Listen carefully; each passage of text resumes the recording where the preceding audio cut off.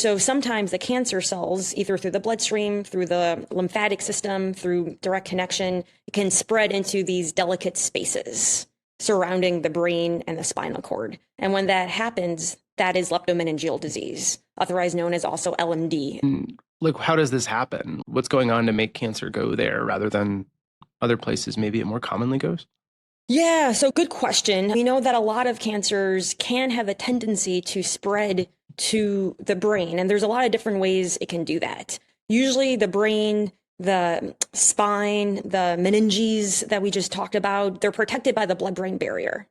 However, cancer has a really nasty way of figuring out how to invade things, how to get by things.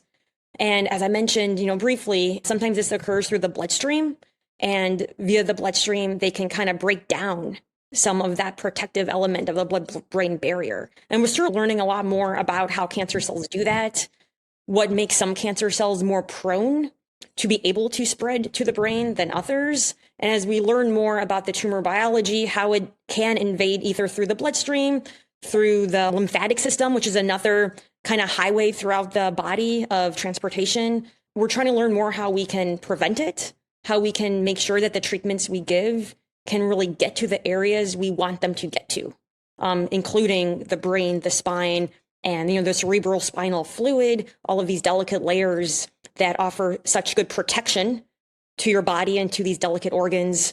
But via that same protection can sometimes be challenging to make sure that our drugs get into that space and are as effective as we want them to be. We hope you liked this video. To support cancer research and get clear expert answers about cancer, follow us and visit CrackingCancer.org to join the Cracking Cancer community.